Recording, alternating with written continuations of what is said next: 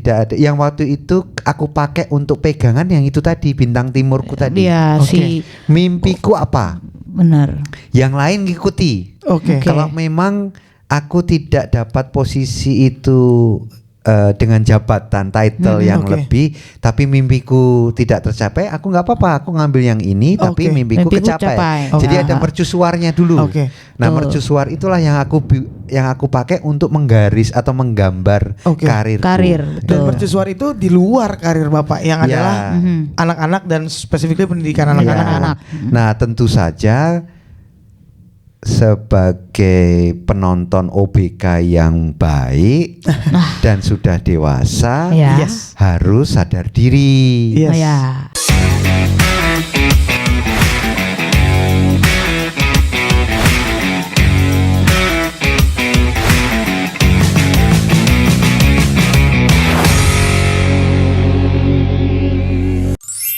Obrolan budak korporat. Apa kisah hari ini? Terus pegang ya. Oh iya dong Pak. Selamat pagi. Selamat pagi, Sabah Alher. Selamat pagi. Kita ikutan aku. Itulah. Iya nih. Pagi ini tumben nih. Bajunya lihat dong. Serius ya? Serius ya? Bajunya serius banget nih kita. Pagi kan? Saya muncul nuansa putih-putih. Nuansa putih-putih ya kan? Seperti kue putri salju. Pagi ini kita kedatangan tamu super spesial. Iya, tamunya udah duduk di langsung mangkal duluan. Iya dong. Karena nggak tahu apa yang mau dibantu kan, jadi langsung duduk aja. Kita hari ini ada Pak Heru. Dadar Datu. Ini kalau yang nonton Dongeng Perminyakan. Oke. Bapak ini. Ini mungkin bisa dibilang cikal bakalnya podcast intelek betul.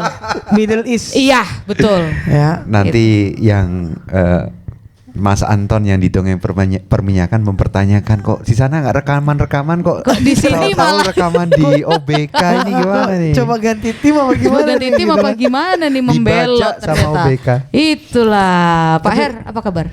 Baik. Tapi memang penting ini untuk mengundang Pak Heru. Kita harus membajak dulu lah. Iya. Mungkin satu sesi ini mungkin nggak habis juga. Kita bisa ada sesi lanjutan nanti. Oh nggak apa-apa, linknya Dongeng Perminyakan. Oh nanti saya masukin. Tenang. Ditulis nanti. Klik apa sih namanya? Subscribe. Iya itu. Saya klik link di bawah ini. Ya. Klik lah pokoknya. Pokoknya. Gitu dipencet. Jadi gimana? Ya Pak Heru sehat Pak ya, alhamdulillah. Nah kita mulai dengan perkenalan dulu Pak. Yang belum tahu Pak Heru, monggo. Ya nama aku Heru Danardatu, praktisi dunia perminyakan.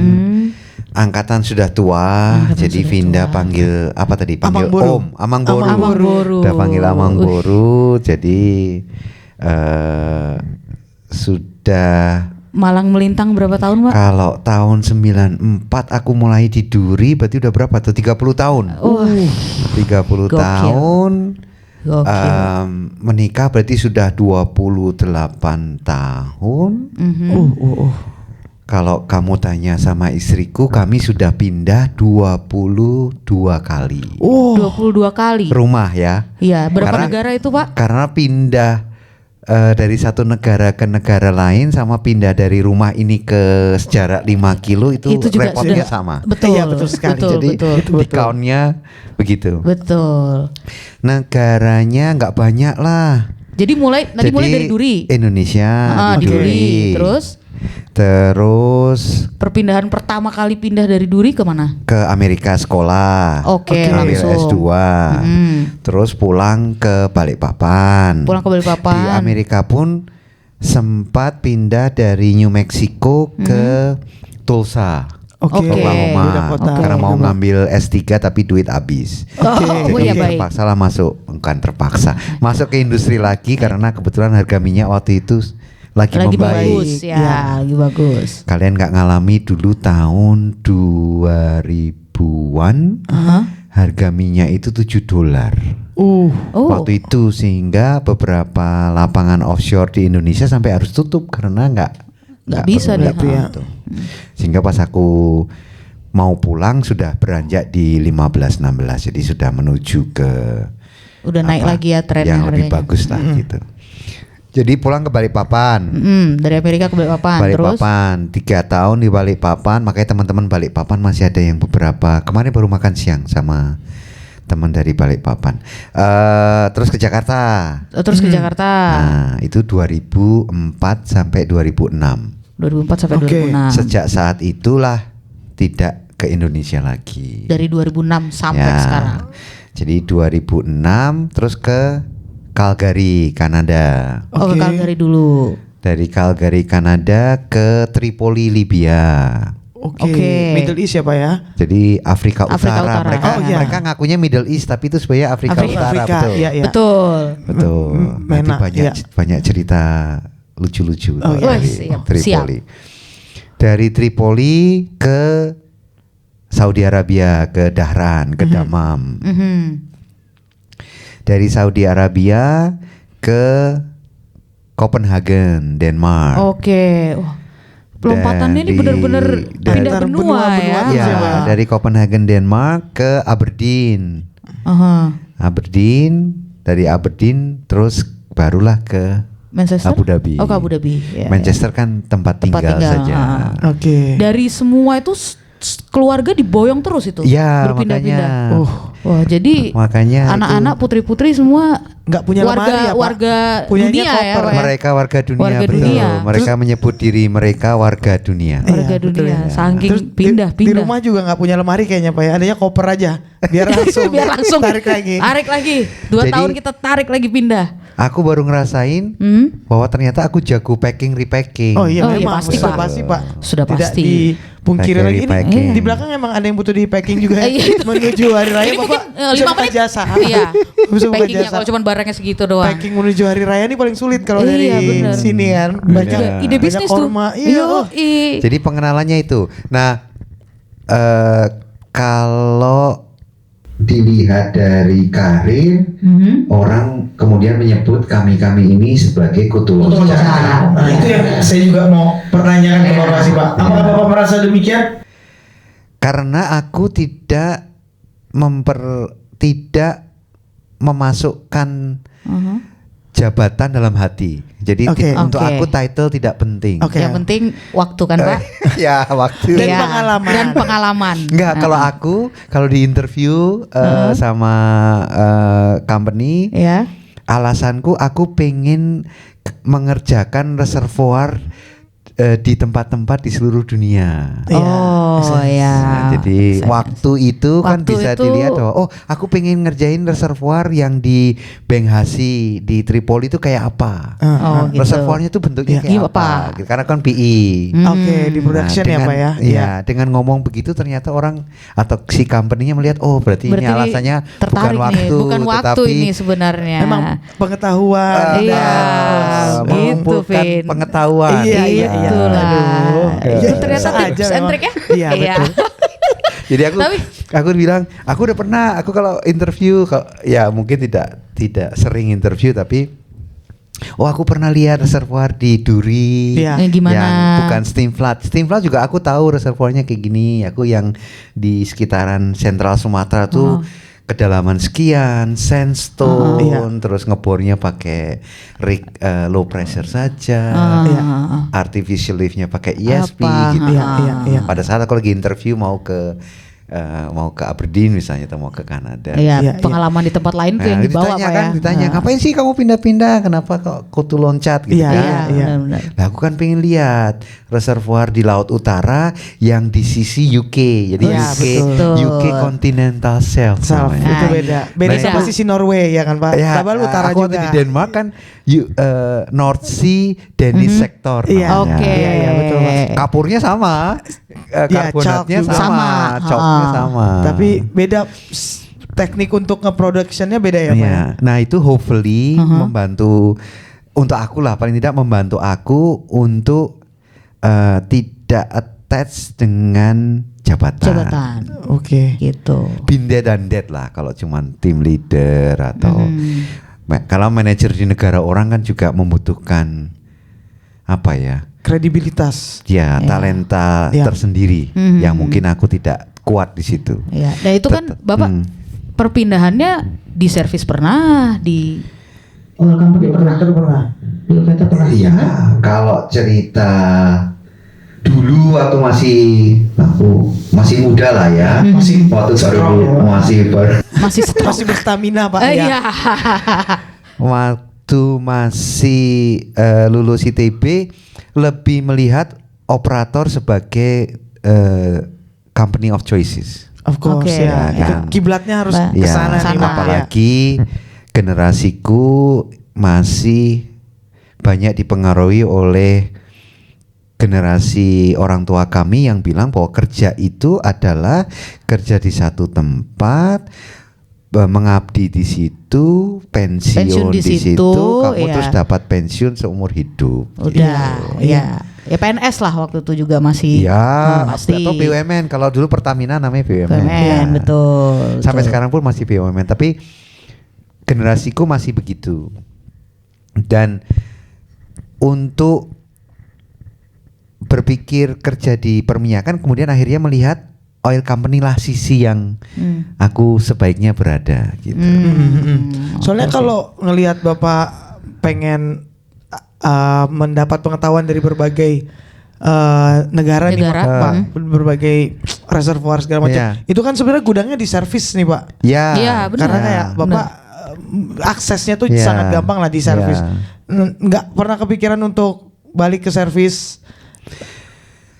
Jadi ceritanya, waktu aku kerja di oil company, kemudian aku berhadapan dengan kultur, ini aku nggak bisa menggeneralisasi, tapi di tahun 95-2000 itu, waktu aku di oil company di Indonesia, ada semacam kayak kultur service company itu a little bit below oil company. Secara kasta. Secara kasta sih enggak, tapi service teknologi dari service company, service human resources dari service company atau peralatan dari service company itu dianggap sebagai penjual. Betul. Di bawah pembeli. Jadi kan kalau kita dulu kan di Indonesia pembeli adalah raja. Betul. Sehingga aku waktu itu melihat apa bener sih kayak gini gitu. Jadi aku banyak berteman dengan teman-teman dari service company. Hopefully mereka melihat aku waktu itu bukan kayak teman-teman yang lain yang masih kamu servis aku oil. Oke. Nah itu membuat aku kemudian berpikirnya adalah aku kalau mau kerja di perminyakan, aku tuh kerja bukan untuk companyku, tapi aku kerja untuk sumurku. Karena sebenarnya kalau kita semakin dekat dengan sumur, kan yang bayar sumur. Betul. Jadi produksi. Makanya aku di PI bidang spesialisasi aku production engineering. Yang ada hubungannya dengan production. Karena menurut aku semakin aku dekat dengan sumur, semakin aku senang mengerjakan apa yang ku kerjakan, produksinya sumur itulah yang bayar aku. Sehingga aku merasa lebih tenang lah, lebih yakin lah stay di perusahaan itu. Dan nggak attach sama jabatan tadi ya sebenarnya. Akhirnya begitu. Dan sebenarnya service company itu kerjanya kan sumur tok. Betul. Iya betul. Iya kan. Kecuali manajemen consultant lah ya. Tapi biasanya oil company punya manajemen sendiri atau menggunakan manajemen consultant yang non oil kan biasanya ya. Nah disitulah terus ya hopefully aku nggak mau menyombongkan diri, tetapi aku dekat dengan teman-teman dari service company. Jadi waktu aku ke Amerika kan Krismon, kalian nggak ngalami Krismon, tapi aku ngalami Krismon. Aku memutuskan, aku minta istriku untuk keluar dari pekerjaannya dan membawa si kecil waktu itu umur 2 tahun atau 3 tahun. Aku bilang aku mau sekolah, kamu ikut nggak? Oh ikut dong. Kemana? Ke Amerika. Sekolah di Amerika. Nah pas pulang itu yang aku bilang aku kehabisan duit terus mau masuk lagi ke industri. Begitu HR manajernya service company yang dulu adalah FSM waktu di Duri, begitu melihat CV-ku lewat langsung ditelepon. Kamu mau pulang? Aku bilang mau ngapain? Mau kerja lah sama service company ini. Aku bilang nggak mau. Nggak mau. Aku nanya dia. Kenapa? Kamu kok nggak mau pulang? Aku bilang aku hanya mau pulang kalau anak-anakku sekolahnya international school. Karena waktu itu si kecil belum lahir, tapi yang besar waktu itu sudah expose dengan American school, walaupun masih nursery ya. Tapi aku melihat, nah ini juga menarik sebenarnya diceritakan. Bapak ibuku guru. Jadi aku banyak mendengar cerita dari praktisi pendidikan bahwa pemerintah kita waktu itu ganti menteri, ganti kurikulum, ganti teknik, kemudian pendidikan itu agak amburadul lah atau agak nggak tahu arahnya lah waktu itu. Dan Bapak Ibu bercerita sebagai praktisi pendidikan bercerita. Jadi aku terus berpikir mungkin sebaiknya anak-anak tidak diekspos dengan SD, SMP. Jadi kalau aku kemudian aku diskusi sama HR tadi, alasanku nggak mau pulang kalau kamu tidak membayari anak-anak di international school, tidak mengcover anak-anak di international school, gitu. Nah ternyata kemudian pendidikan anak-anak menjadi target utama juga kalau mau pindah. Aku istilahku menjadi bintang timur keluarga kami. Iya, prioritas iya. Menjadi tujuan. Jadi apapun aku kalau ngobrol sama orang, sama company, sama apa, yang penting itu tercapai itu. Itu tercover mimpi lah. Bagian itu tadi. Ya, mimpi keluarga waktu itu, mimpinya adalah bisa menyekolahkan anak-anak dimanapun mereka mau di seluruh dunia. Ya, dengan segala. Nah si service company ya menyanggupi karena memang di dalam company mereka yang ini yang tidak ada di oil company di Indonesia waktu itu. Betul. Tidak gampang. Jadi service company itu ada plan semacam itu. Begitu mereka bilang, "Ya, kamu pulang. Nanti anakmu umur sekian sampai sekian akan di cover sekian sampai sekian di sekolah-sekolah ini, barulah aku mau pulang." Berarti dulu sekolahnya di komplek perumahan Chevron itu ya?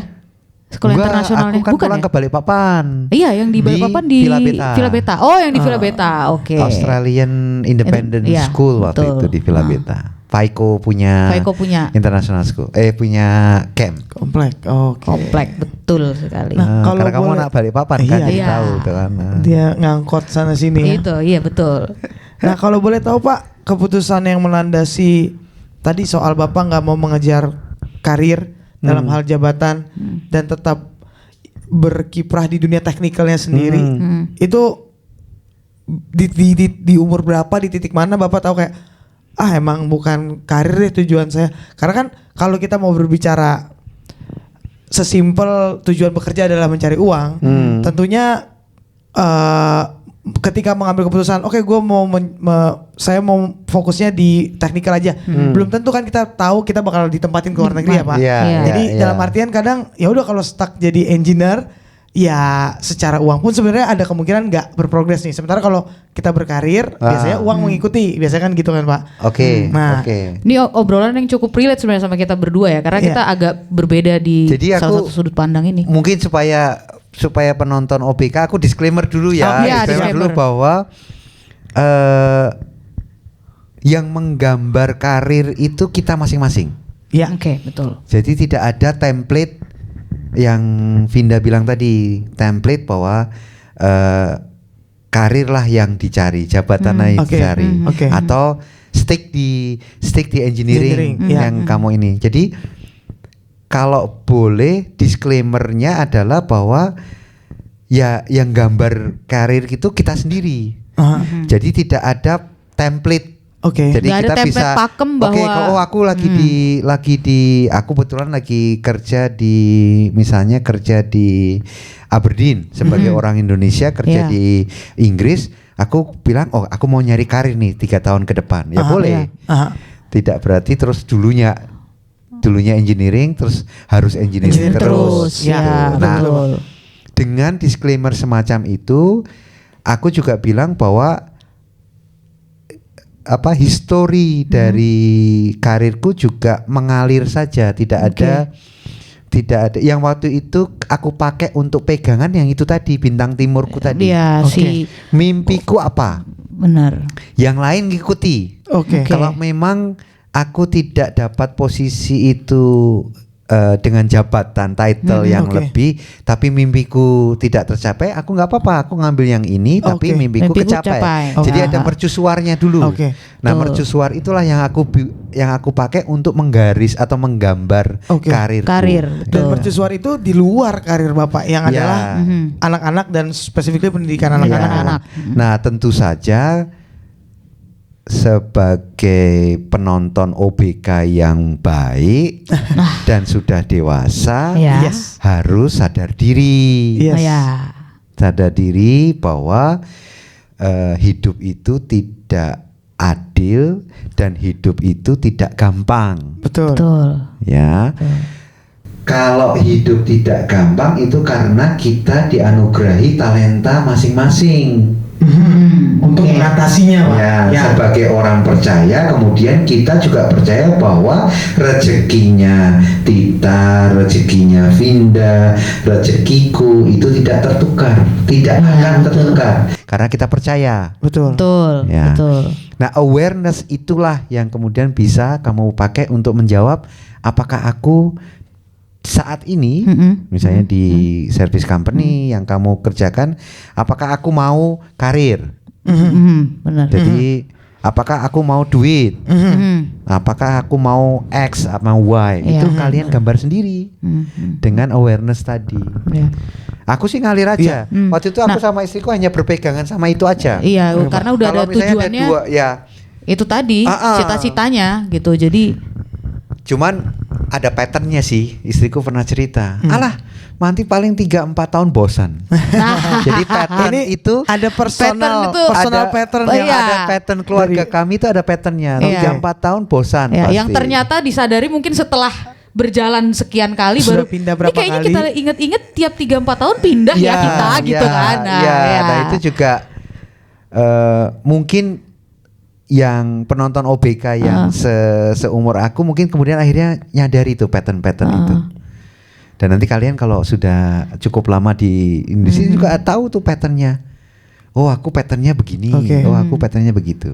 Tapi tadi bagus banget sih, tadi cukup mengenal lah omongan Bapak yang barusan yang Bapak bilang tujuannya apa? Ya karirnya yang mengikuti, kan tadi Bapak bilang gitu. Iya. Itu cukup merasuk lah ke hati. Iya. Karena title itu kan kita juga bisa bikin loh. Betul. Vinda itu kan cetak, Pak. Iya. Kalian berdua itu kan kita bisa cetak sendiri kan. Kalian bisa kalian kan direktur OBK. Betul. Bisa juga kan. STMT, kita ST manis ya kan, semua bisa, Pak. Atau misalnya social media manager kan kalian sudah. Betul Pak. Content creator itu title. Influencer. Betul Pak. Tapi kan yang gambar kalian loh ya. Jadi gambar kalian. Tapi Pak, Bapak pernah nggak, maksudnya tadi sudah dari awal Bapak pokoknya mercusuar saya adalah anak sekolah anak-anak yang paling penting gitu kan, karir bisa mengikuti. Pernah nggak Bapak ngerasa pada saat Bapak ketemu sama teman-teman lama yang dulunya bareng berkarir terus kayak dia udah jadi VP ya sekarang gitu. Aku masih jadi gini. Ada nggak, pernah nggak ngalamin perasaan kayak gitu? Karena menurut saya perasaan kayak gitu manusiawi ya. Betul. Harusnya. Valid gitu. Tapi dan gimana cara setelah itu Bapak kayak ya udahlah, balik lagi ke pemikiran awal, switch lagi kalau ya itu kan udah rezekinya dia dan ini tujuanku kan dari awal memang ini gitu.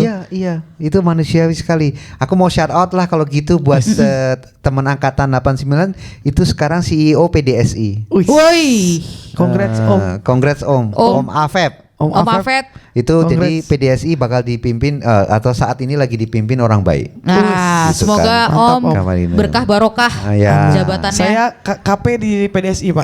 Semoga PDSI suplai Indominya jalan terus tiap tengah malam. Itu paling jos. Paling penting itu Pak. Ada pasti perasaan itu, tapi gimana caranya ya? Aku kan harus atau mungkin balik ke orangnya masing-masing ya. Oke. Aku ngomong ke teman-teman, bukan teman-teman, kan adik-adik yang aku sekarang lagi mentoring atau lagi aku bimbing, lagi aku ini, bahwa berhenti membandingkan diri dengan orang lain. Iya. Sehingga aku kan harus walk the talk nih. Benar. Ya, manusiawi memang. Manusiawi tapi aku memang. tidak pernah membandingkan diriku karena aku ada di sini sekarang, ketemu kalian juga something beautiful lah, atau something yang good lah gitu. Nanti OBK tayang, terus orang dengar kita ngobrol, terus mereka iya ya, aku kok nggak perlu bandingkan diriku sama teman-teman angkatanku. Itu berkah atau hidayah. Iya sih. Ya. Gitu. Karena jariah lah gitu kan. Karena ini kan bakal di YouTube-nya kan. Iya, panjang. Iya kan, ditonton panjang orang ini, terus. Iya, berapa pasti. subscriber? apalagi sebelum nonton Lumayan lah, Pak. Iya. kita udah saingan sama login. Iya, Habib Jafar. ini, Pak.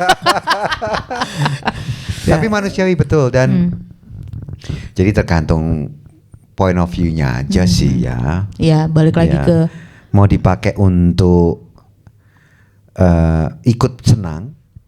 oh iya, Ya, betul. atau dipakai untuk should have, could have, would have type Ya. of question. Iya.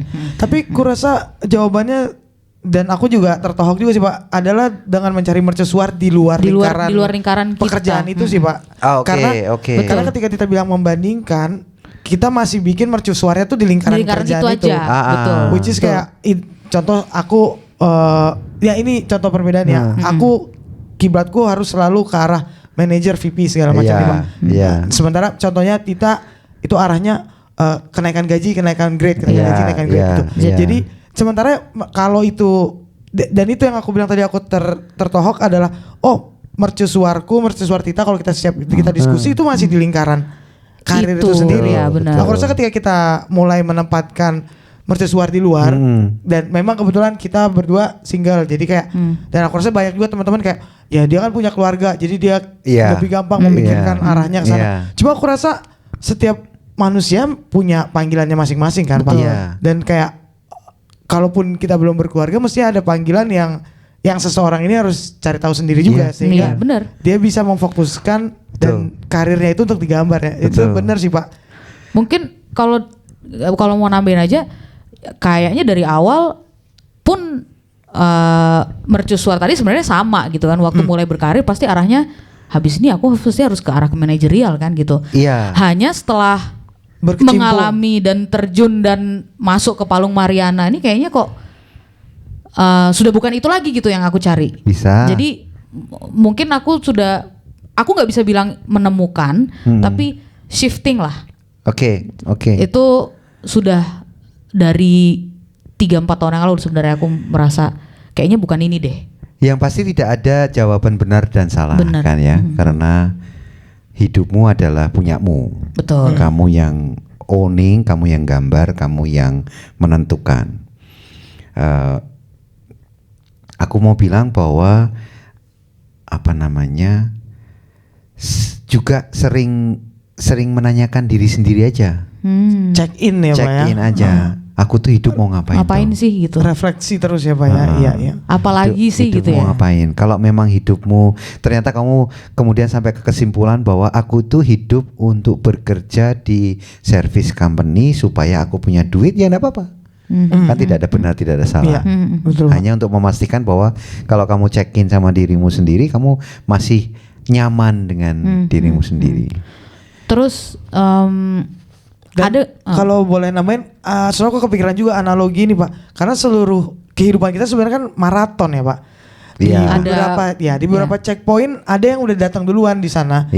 Benar. Ada di beberapa checkpoint kita duluan yang di sana. Teman-teman masih di sana belakang, gitu. Betul. Kadang kita bisa jalan bareng. Kadang kayak gue tinggalin dulu ya, lu gue duluan nih, karena kayak kaki gue malah kram kalau gue lambat. Selambat lu. Jadi kayak in the end ya ini maraton panjang aja nih Pak ya kan. Dan bukan perlombaan kan. Jadi masing-masing. Ketika mau ngebandingin nggak akan pernah jadi make sense. Bisa jadi reference. Tapi nggak akan bisa sama. Jangan ngebandingin. Buat kayak kalau dia seangkatan saya, dia dapat penghasilan segini, berarti gue harus mati-matian agar supaya kayak gini, dan akhirnya sakit sendiri. Dan ada juga yang point of view yang mungkin bisa dijadikan bahan pemikiran OBK adalah bahwa harus disadari bahwa ada orang-orang yang bekerja dengan passionnya, tapi juga nggak kemana-mana. Iya, oke. Betul. Ya, jadi harus mix. Motivasi kalian menuju ke tujuan hidup itu harus mix. Motivasi untuk diri sendiri yang egois, sama motivasi untuk yang tadi orang lain, misalnya membanggakan orang tua. Terus eksternal, misalnya mau di depan teman-teman satu angkatan, atau punya, kalau duit pasti motivasinya ini, tapi harus mix itu motivasi itu. Karena ada loh orang yang passionate, pengennya cuman ngedesain hydraulic fracturing sampai ahli, sampai titik-titik, dia passionate sekali. Tetapi juga tidak kemana-mana. Come to misalnya perusahaannya lagi collapse, dia juga collapse. Padahal dia passionate kan? Dia senang, dia happy. Nah itu harus the middle way-nya harus dicari lah. Jadi kalau aku lihat di motivasinya. Jadi si bintang timur tadi, si mercusuar tadi itu membuat motivasiku jadi jelas. Tapi motivasinya kan mix itu antara aku. Jadi nah ini bisa di bridging ke aku pindah-pindah company dan pindah-pindah negara itu. Pertanyaan pertama selalu education coveragemu seperti apa? Itu jadi prioritasnya itu Pak. Iya, karena ada itu tadi kan tujuan. Education coveragemu biasa seperti apa? Misalnya waktu itu di service company, waktu aku pindah dari Kanada ke Tripoli itu kan masih di dalam service company. Aku bilang aku kayaknya harus pindah nih. Aku minta international mobile dong. Iya. Ini adanya cuma di Tripoli. Aku pertanyaanku di situ ada sekolah apa? Apakah anak-anak atau istriku harus ke Malta? Jadi ada beberapa orang Indonesia di Libya yang anak-anaknya kemudian sekolahnya ke Malta. Beda-beda negara. Mereka bisa LDR juga sama bapak ibu. Ujung-ujungnya, Nah kebetulan waktu itu pas tahun itu si American School of Tripoli baru dibuka ulang. Nah aku bilang oke, bisa anakku di sekolah kasih itu bisa ya. Kamu bayarin? Iyalah. Ya udah oke. Jadi itu kan motivasinya adalah aku memastikan bahwa aku masih kerja. Itu motivasi ke perusahaan itu. Tapi aku tahu itu motivasi benefit itu untuk keluarga untuk dirimu, kan. Jadi harus begitu mix motivasi aja. Oke Pak. Nah kalau lanjut ke fase berikutnya nih Pak, saat Bapak udah, tadi kan kita berbicara dasar dalam mengambil keputusan ya Pak. Terus ketika akhirnya memutuskan, apalagi hampir semua keputusan Bapak ambil, Bapak udah berkeluarga nih Pak. Untuk selalu pindah-pindah. Walaupun Bapak ada mercusuar itu, cuma ketika akhirnya mengambil keputusan itu pasti banyak challenge kan Pak. Maksudnya internally. Iya. Dan gimana ngatasinnya tuh Pak? Aku nggak kebayang sih untuk keluarga diplomat ini berarti. Keluarga diplomat ini yang anak baru kelas berapa pindah lagi. Ada saatnya istriku tidak suka dengan aku karena harus pindah. Ada saatnya. Oh sama itu, bapak ibu saya juga saling nggak suka. Ada masanya anak-anak benci sama bapak ibunya karena sudah punya teman. Tahu-tahu harus pindah lagi. Atau tiba-tiba aku kirim boarding school. Seperti sama juga ya Pak ya. Aku bilang sama, jadi si anakku yang pertama, waktu itu posisi kami di Saudi. Dia mau lulus SMP masuk SMA. Nggak ada ya waktu itu? Bukan nggak ada. Aku bilang sama istriku, dulu kita perasaan di Indonesia SMA itu masa-masa paling indah. Iya betul. Iya kan? Betul. We can be stupid, we can be exploring, we can be nice gitu. Kok anakku kok pilihannya cuman aku tidak bilang bahwa sekolah di kerajaan itu tidak ini, tapi kalau memang perusahaan ini mengizinkan aku untuk ngirim anakku boarding, kenapa nggak kita explore itu?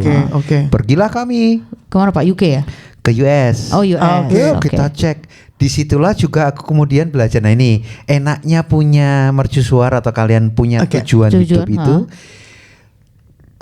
kesempatan untuk lihat sesuatu yang kalian tidak pernah kepikiran, itu terjadi. Oke.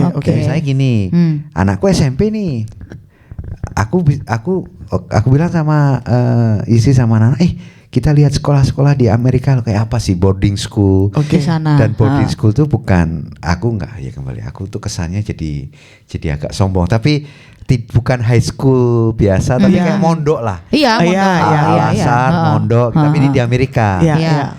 Pergilah kami, carilah daftar sekolah-sekolah itu. Nah disitulah kemudian melihat kami, sekolah kok kayak gini. Dulu bapak ibumu sekolah SMA di Semarang sama di Medan. Gak ini kayak kamu gini, punya, kamu bisa lihat nih. Nah itu kan menyebabkan itu. Anaknya seneng, anaknya setuju, kita pick satu sekolah. Dia pick sekolah. Wah ini side story aja ya. Pernah nonton film Dead Poets Society nggak? Iya Pak. Siapa namanya? Robin Williams. Guru yang nyeleneh lah cara ngajarnya. Anakku sekolah di sekolah itu. Oh iya Pak. Tempat syutingnya film itu. Kebayang nggak aku anak Semarang, lulusan ITB memang. Anak Semarang lulusan ITB kok bisa nyekolahin anak di situ. Di film itu gitu ya, dipakai di situ. Beautiful sekolah itu, depannya danau. Iya. Sistem makannya pakai house kayak di Harry Potter gitu. Sebagai orang tua kan jadi aku termotivasi toh sebagai orang tua dan nggak terpikir saya bisa mencapai kayak gitu. Betul. Tapi apa yang terjadi begitu aku kirim anakku ke situ, istriku nangis 3-4 bulan, aku yang kena. Anak, kenapa ini anak umur 14 sudah dijauhkan dari ibunya. Sampai sekarang itu masih kadang-kadang masih mikir aku utang nih sama anakku karena harusnya dia deket sama ibunya bapaknya, tapi karena waktu itu kita berpikir you have to have as good as high school as your parents. Even more. Nah, hasilnya memang even more. Gitu. Iya sih. Jadi seperti itu. Jadi keputusan tantangannya itu kalau aku paling gampang sih ya balik ke keluarga aja. Karena kan mercusuarnya tadi mercusuar keluarga, bukan aku pribadi. Iya benar. Misalnya kalau ada temen yang mercusuarnya aku mau PhD ya, ya ngikutin dia sebagai PhD. Tapi kalau mercusuarnya kebetulan itu jadi. Tapi tantangannya nggak banyak kok, nggak banyak. Atau karena aku orang laki, orang beruntung saja. Dan dunia perminyakan mengizinkan itu juga. Dunia perminyakan yang sekarang, ini khas generasi X kayak aku. Kalau ngomong tuh dulu. Iya betul. Betul Pak. Dulu. Dunia perminyakan tuh masa keemasannya. Iya. Wah, memang. Di saat kita join SD. Waktu masa itu sudah tidak ada. Sudah ada. Benar-benar lagi turun. Jangan salah, masih yang pastilah di perusahaan kalian juga kalau kalian ngobrol sama kolega yang punya anak yang sekolah pasti mereka merasakan itu. Di Abu Dhabi juga, Abu Dhabi National Oil Company juga mereka menyediakan itu kan. Pasti betul. Makanya kan walaupun sudah menurun dari masa sebelumnya. Walaupun sudah tapi masih ada dan masih kalau aku bilang untuk standar kita di Indonesia masih tinggi. Betul. Dibandingin dengan Indonesia betul. Generasi di bawah anak-anak kita sudah multi diverse, bahasa Inggris sesuatu yang kayak biasa aja, bahasa main. Benar. Mereka ketemu guru-guru yang mungkin culturally berbeda. Nah itu. Kalau boleh lanjut ke tahap berikutnya Pak, pas akhirnya Bapak udah kerja ke berbagai negara, yang mana nih yang paling sulit Pak? Atau tantangan apa Pak? Yang paling sulit? Selain bahasa pastinya kan, karena kayak beda-beda banget nih kan Pak. Dari sisi pekerjaan atau hidup? Dua-duanya dua-duanya nih Pak. Dari sisi pekerjaan mungkin kerajaan di Middle East yang paling produksi minyaknya paling banyak. Tetapi karena aku sudah datang ke situ dengan mindset bahwa aku tidak akan pensiun di situ. Jadi aku sudah datang dengan mindset aku waktu tertentu saja. Oke. Jadi begitu aku hit rasa cukup, udah pergi. Mari kita pindah sehingga pada lagi. saat aku bekerja yaitu transaksional. Tapi expat biasanya transaksional. Iya, betul. Iya kan? Nothing personal ya. Nothing personal. Nothing kayak tadi tuh karir. Kalau apa gitu kan biasanya. Jadi kalau di kerajaan itu aku lebih transaksionalku lebih dikotakin lah. Pokoknya begitu aku hit something dan memang kejadian. Kejadian sampai aku clash dengan orang lokal. Bosku sampai yelling dan apa namanya, kita akhirnya berargumen yang cukup nggak dewasa lah. Ya lah kayak anak kecil. Aku pun juga jadi kayak anak kecil. Disitulah kemudian hit itu. Mungkin tantangan hit terbesar kalau kerja di situ. Kalau hidup ya mungkin hidup di Afrika Utara itu. Tripoli ya Pak ya. Karena zaman diktator itu agak lawless negara itu. Agak lawless. Walaupun kita baik-baik aja. Kita pergi sebelum perang anyway. Jadi itu tahu hidup ya. Gitu. Itu aja. Banyak sekali ya. Banyak kan. Kalau review tuh kayak Bapak kayak lagi ngambil perpustakaan DVD kan. Iya, ini ngambil yang negara mana ya gitu. Negara ini. Enggak banyak teman-teman yang begitu. Hebatnya orang Indonesia itu dimanapun aku pergi pasti ketemu orang Indonesia. Ada ya Pak? Pasti Pak ya. Iya, sampai di kota kecil di Texas aku pernah ketemu ada ibu Indonesia. Bertahan kita tuh daya tahannya cukup tinggi Pak ya. Daya juangnya. Iya, atau ya kita believe bahwa kalau kita mau kita bisa, atau kita kalau kita berusaha pasti ada jalan. Pasti ada jalan. Ada kan peribahasa itu apa tuh? Peribahasa itu. Sambil menyelam minum air. Nah, 2-3 pulau terlampaui. Ya, pokoknya itulah. Gerak terus intinya. Gerak terus intinya, gerak terus intinya. Kalau Bapak boleh ngasih tips Pak dari berbagai negara Bapak pergi, soft skill apa nih sih yang dibutuhin Pak? Kalau hard skill kita belajar software, kita belajar geological setting, itu hard skill apa ya. Cuma soft skill apa nih Pak? Ini anggap aja pesan-pesan buat anak yang Bapak bimbing ini. Ya, nanti saya kirimin Pak linknya. Biar mereka nge-view ini aja. Iya, jadi langsung gitu. Yang klasik, jawabannya klasik yaitu resilient, ulet. Ulet ya. Ya, ulet. Ulet itu artinya kalau nggak bisa makan nasi saben hari ya nggak usah makan nasi saben hari. Ada loh, aku ketemu tidak banyak ya, hampir sih banyak yang orang-orang Indonesia yang bilang aku tuh kalau nggak makan nasi nggak bisa. Betul. Ya kan? Kirain tadi mau bilang mangan nggak mangan asal ngumpul. Kirain tadi mau bilang itu tadi, ternyata bukan ya. Perutku itu harus nasi katanya. Iya. Come on. Kalau memang negara itu nasi mahal, kamu nggak punya duit, kenapa kamu mikirin nasi? Betul. Yang murah apa roti? Ya roti lah. Iya. Itu namanya ulet. Jadi mempertanyakan persepsi diri sendiri. Iya. Ini aku nanti sore ini mau mentoring sama anak UI anak ITB ini. Aku mau membahas itu, bahwa untuk menjadi ulet itu harus mampu merubah persepsi menjadi perspektif. Merubah persepsi menjadi perspektif. Ya. Bagus sekali. Jadi misalnya beruntung dapat tawaran kerja di negara A dan B. Iya. Nah, itu yang muncul duluan selalu persepsi. Betul. Katanya di negara A nggak ada nasi. Iya. Ini lebih kayak opini ya Pak ya. Persepsi itu dalam diri kita sendiri tentang sesuatu. Kita dengar opini, fakta-fakta terus akhirnya kita ada dalamnya. Kalau perspektif kita ganti, kita balik.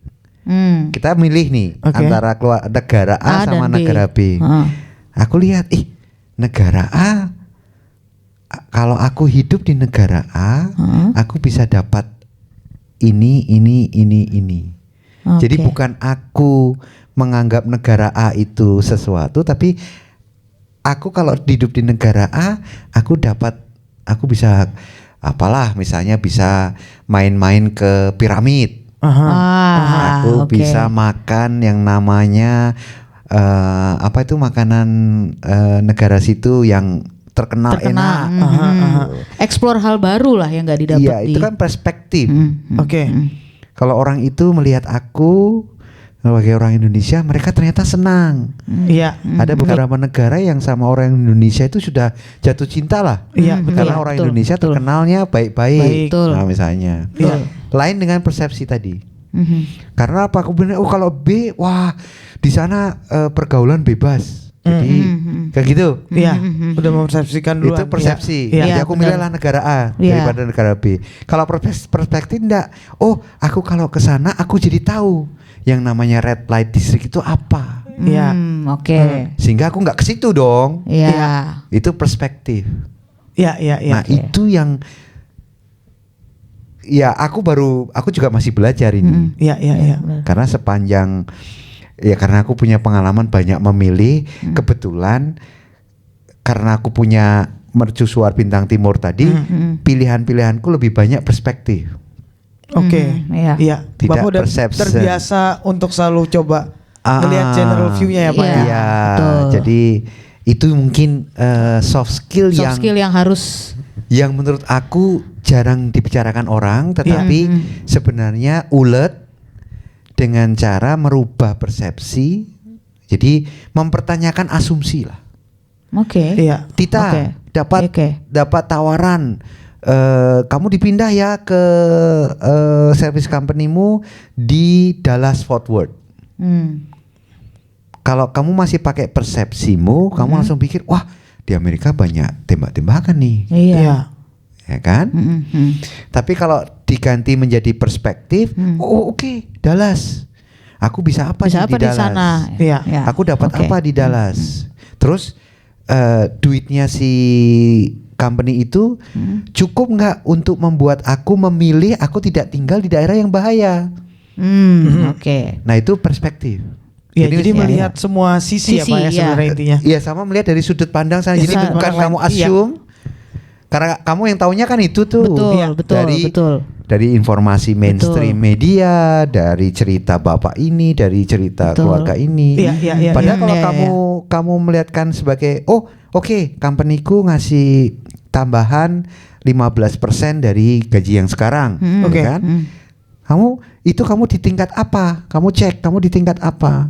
Kalau kamu di tingkat di mana kamu bisa memilih, instead of tinggal di daerah situ, kayak kalau di Indonesia, kalau kamu punya duit kamu bisa milih tidak tinggal di Tanah Abang misalnya, tapi kamu tinggal di Pondok Indah atau di Pik 2, kan jadi kamu punya perspektif. Aku bisa milih. Benar. Jadi yang cerita tentang kejahatan, tentang itu kan itu nggak relevan. Nggak relevan. Jadi perspektif itu mencari sesuatu yang relevan sebenarnya Pak. Fakta yang relevan ke kitanya. Mempertanyakan asumsi. Kalau aku selalu begitu. Kalau ada suka orang atau bukan suka. Aku lah kadang-kadang melihatnya, itu kayaknya merah tuh warnanya. Langsung aku bilang, bener nggak sih semua yang itu tuh merah. Siapa tahu ada black swan misalnya. Iya. Nah itu mempertanyakan asumsi. Nah semoga dengan skill itu, skill di mana menjadi ulet karena punya perspektif yang benar, punya cara pikir yang benar. Bisa kemana-mana.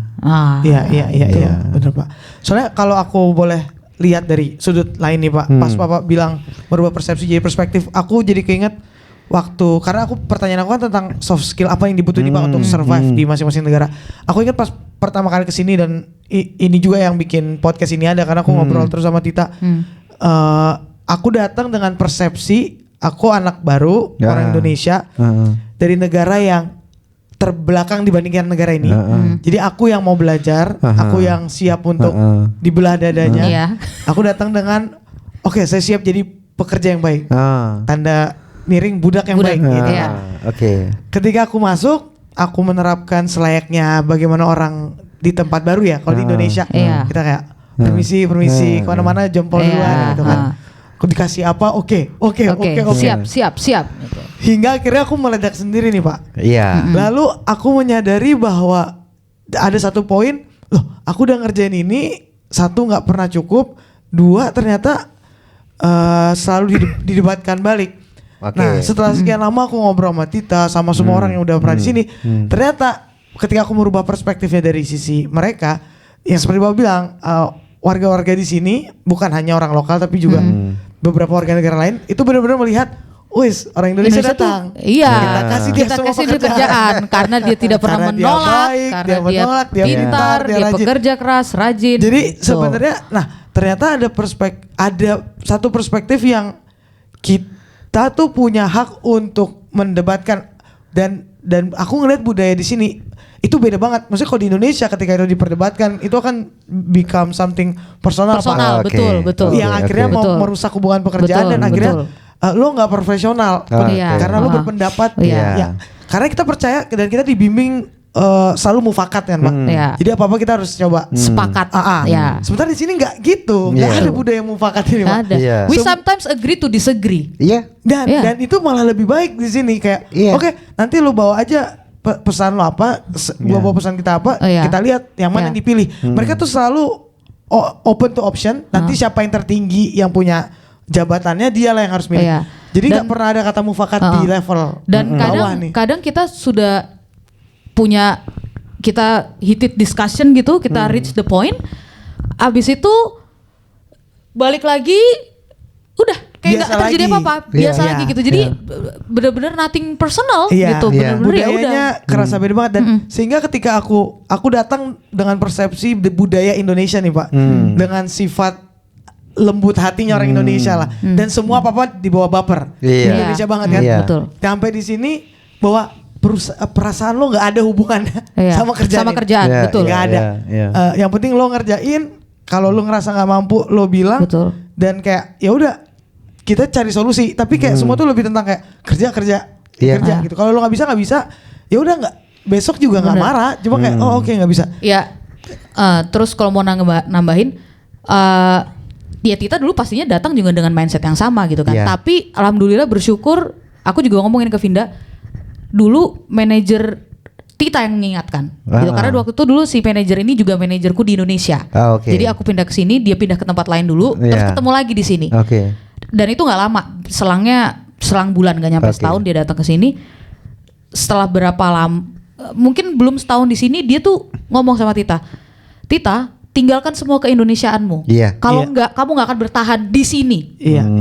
Nah itulah yang membuat terus aku belajar supaya ya gimana ya gitu. Jadi mungkin bisa juga di-relate. Pas aku suka ngobrol diskusi sama teman-teman mahasiswa teknik perminyakan misalnya, mereka juga tanya hal yang sama. Aku bilang begini, kalian itu, ini untuk teknik perminyakan ya. Jadi khusus untuk teknik perminyakan. Bukunya kalian itu sama dengan bukunya anak-anak mahasiswa di Denver misalnya, mahasiswa di Stavanger, mahasiswa di Jepang, mahasiswa di New Zealand. Jadi tidak ada alasan untuk tidak percaya diri. Betul. Karena begitu kamu jadi mahasiswa teknik perminyakan, kamu itu udah warga dunia. Yang dibilang permeability di bukumu itu ya sama permeability yang di bukunya mereka. New Mexico. Betul. Pemahamanmu tentang thread di tubing misalnya,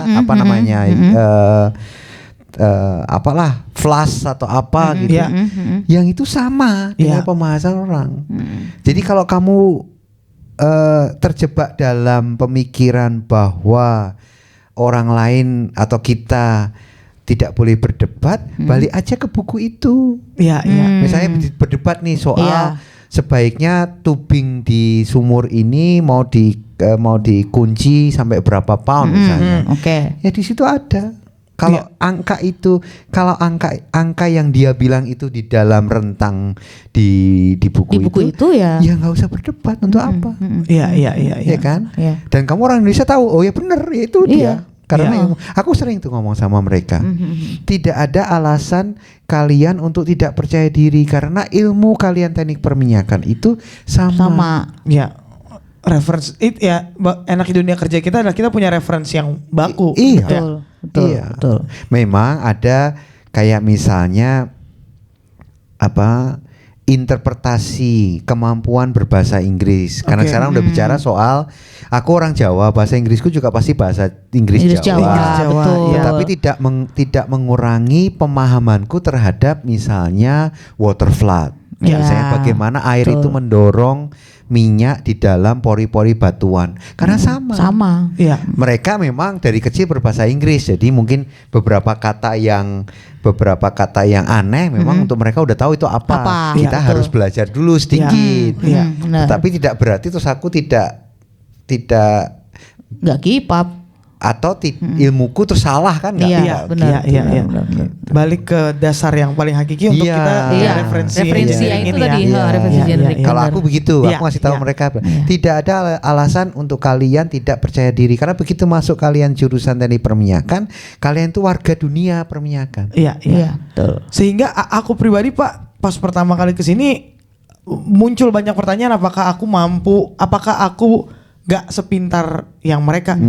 Itu butuh beberapa bulan hingga aku aware kayak cara mereka memahami karena mereka limestone karbonatnya ini terus, sementara aku sudah lihat yang lain sandstone Indonesia segala macam. Jadi mereka ngelihat dari perspektif yang lain sementara padahal dasarnya sama. Jadi itu barusan yang Vinda bilang itu persepsi atau perspektif, yang bilang bahwa aku tidak itu persepsi awalnya. Jadi itu yang harus dihindari. Sehingga aku harus ngeliat perspektifnya bahwa mereka ngeliat dari mana, aku ngeliat dari mana. Itu yang jadinya berubah. Nah, Bapak udah pindah-pindah ke berbagai negara. Kalau hingga akhirnya kita bilang tidak ada alasan untuk tidak percaya diri karena kita punya dasar yang sama. Berarti salah satunya ketika rasa tidak percaya diri itu muncul berarti kan karena budaya nih Pak. Iya. Ketika tadi Bapak bilang mahasiswa di Jepang, mahasiswa di sini, mahasiswa di sini. Jadi kalau kita pas ketemu terus pas debat kita mau mempertanyakan diri kita dengan asumsi kita udah hafal bukunya Pak ya, kita udah megang ilmu dasarnya. Tapi kalau kita mempertanyakan diri kita kan berarti ada yang salah di komunikasi antara saya dengan mahasiswa Jepang ini, antara saya dengan mahasiswa Middle East segala macam. Nah, Bapak sendiri udah pilih nih Middle East, Eropa, Amerika. Itu kerasa dan Bapak nerapin budaya kayak gimana nih Pak dalam hal khususnya berkomunikasi Pak? Karena aku rasa itu sih yang kayaknya kunci. Iya, communication gap itu kayaknya akan selalu ada sebenarnya. Kompromi mungkin ya. Jadi aku pernah cerita tuh di Dongeng Perminyakan itu. Soal bagaimana bahagianya orang Denmark. Sampai mereka punya buku. Tapi ternyata mereka pun tidak bahagia. Yang mereka rasakan itu kalau bahasa mereka hygge namanya. Itu adalah puas. Satisfied. Tapi mereka belum tentu bahagia ya. Tapi mereka sudah puas dalam hidup. Jadi kalau yang paling sederhananya itu lagi musim dingin di dalam rumah, heater nyala, nyaman kan? Aku baca buku, di situ ada lilin nyala, aku minum kopi kesukaanku. Itulah puas. Kepuasan. Tapi aku belum tentu happy ya. Puas dengan happy ada bedanya sedikit. Tapi untuk aku tuh puas. Nah, pada saat kami ke Denmark atau akulah ya di kantor jam 3.30 kantor sepi dari orang-orang Denmark. Kan kaget tuh. Iya dong pasti. Apa ini? Depan macam apa ini? Kapan kita punya output? Itu. Nah, aku nanya, loh, kok ini memang nggak apa-apa nih? 3.30 nih. Ada kebakaran nih. Ada alarmnya gitu kan? Jawaban mereka, aku harus jemput anakku dari nursery karena 3.30 adalah saat nursery mengembalikan anak-anak. Mereka juga pergi nursery-nya.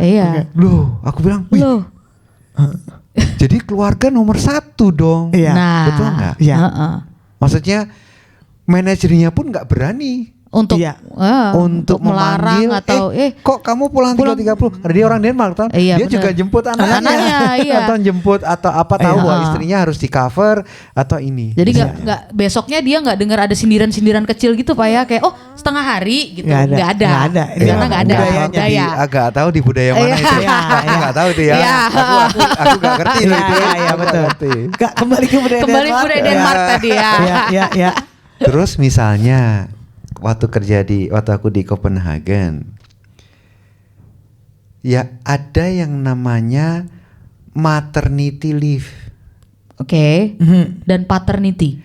Paternity leave. Ini yang kita juga. Istriku waktu dengar gitu, wah. Aku dulu ngelahirin anak dikasih cuman seminggu, habis itu sendiri harus lagi. Iya.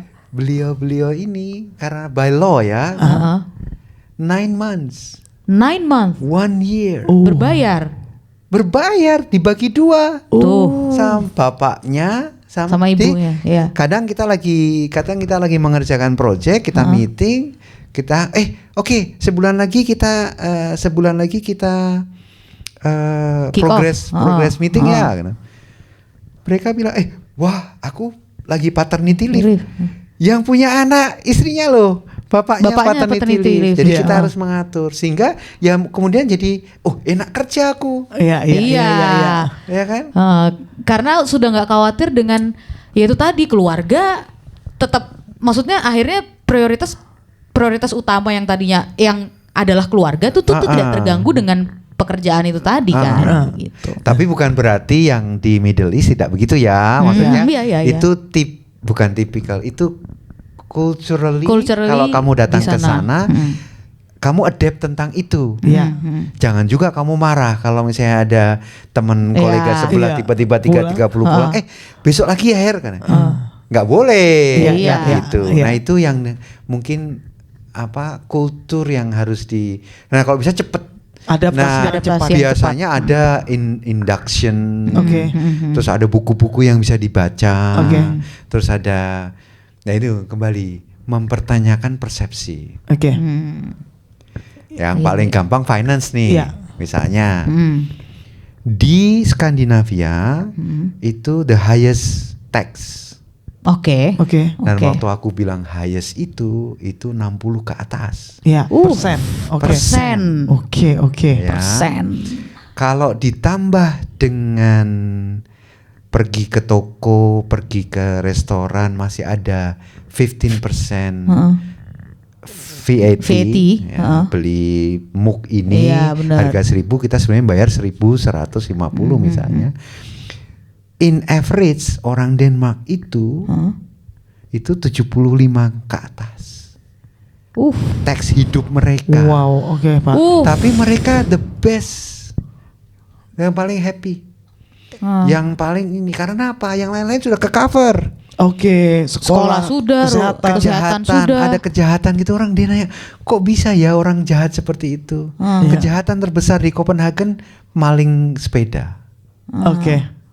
Kejahatan terbesar di situ. Misalnya sekolah kok bayar ya, kamu di Indonesia bayar bayar. Aku bilang ini aneh, kalau mau mereka taunya ya. Kok gitu ya? Sekolah kan harusnya nggak bayar.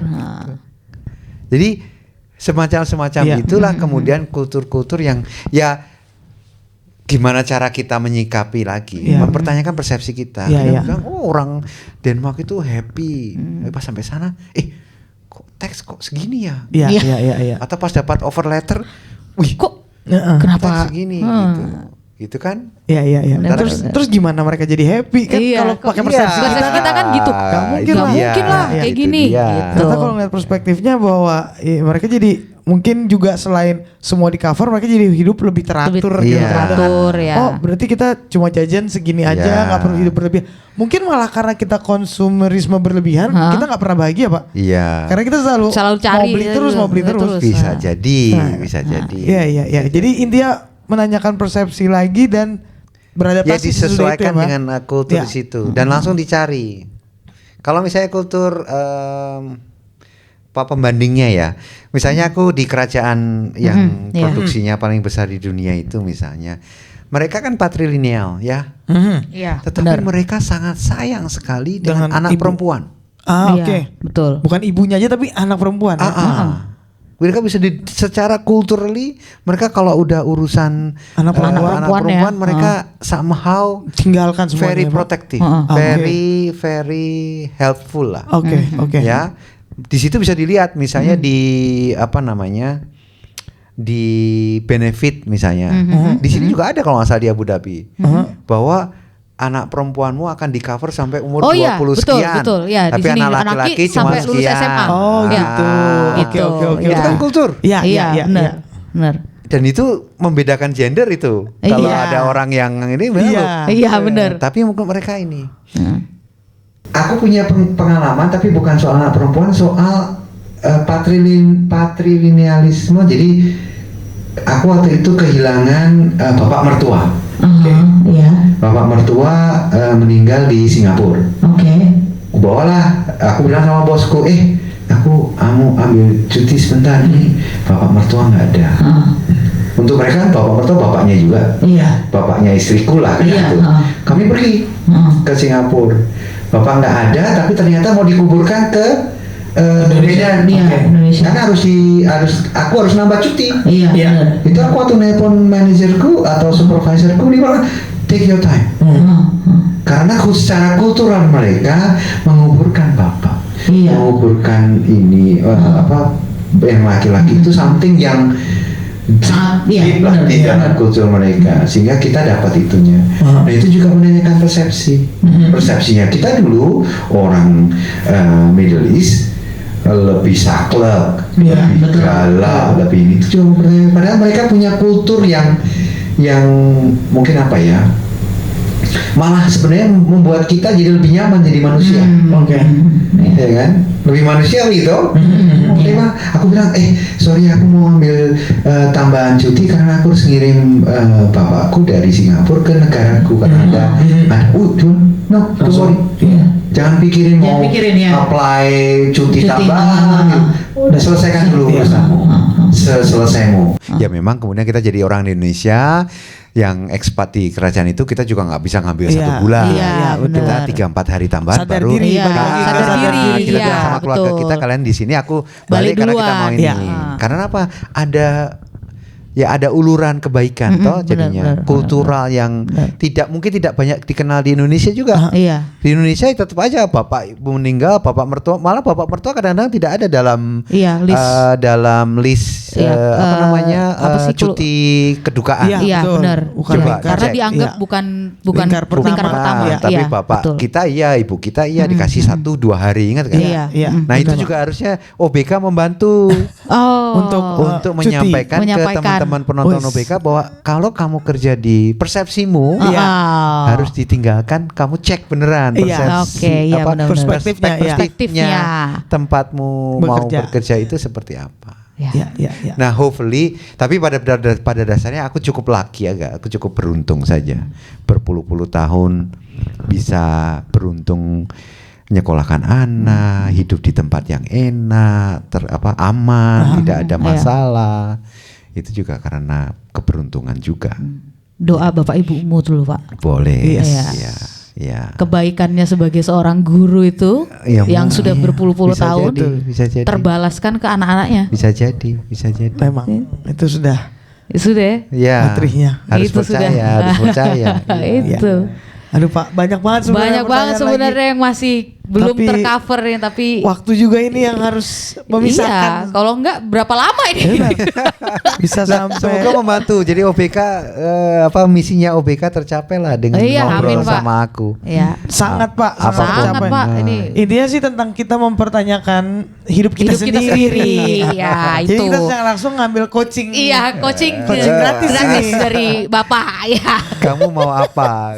Nah itu, ini dia. Makasih banget nih Pak waktunya. Iya loh Pak, di waktu dan jadwal yang padat ini sambil bimbingan dan kerja dan segala macam mau menyempatkan datang. Apalagi Bapak juga kemungkinan akan ada jadwal penerbangan nih berikutnya kan Pak. Kita doakan yang terbaik, lancar, sehat terus. Siap. Nanti kalau sudah di sana kita di media itu internet lah yang menyebabkan kita bisa selalu tidak dekat pernah, sebenarnya. Iya, betul. Tidak pernah berpisah. Yes. Mungkin kita harusnya ada session bener-bener berempat ya.